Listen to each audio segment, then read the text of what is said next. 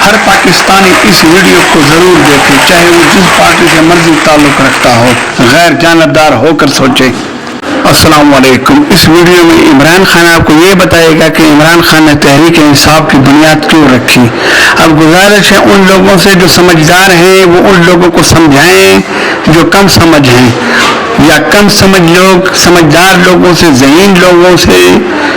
پوچھیں کہ عمران خان کی اس بات کا کیا مطلب ہے،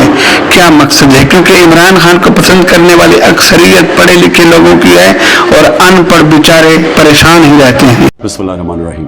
ایاک نعبد و ایاک نستعین۔ میرے پاکستانیوں، میں نے جب تحریک انصاف شروع کی تھی 27 سال پہلے، اس کی وجہ یہ تھی کہ میں یہ آپ کو بار بار بتا چکا ہوں، میں پھر آپ کو بتانا چاہتا ہوں، جو ساری دنیا میں پھرا اور کرکٹ کی وجہ سے ساری دنیا میں نے دیکھی، اور خاص طور پہ برطانیہ کا نظام، کیونکہ میں وہاں پروفیشنل کرکٹ کھیلتا تھا، آدھا سال ادھر آدھا سال ادھر، اور یونیورسٹی بھی ادھر گیا تھا،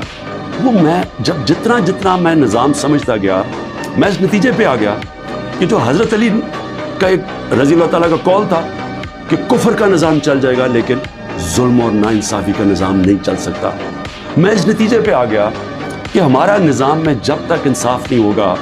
ہم ایک وہ جو قائد اعظم کا اور علامہ اقبال کی خواب تھی کہ ایک عظیم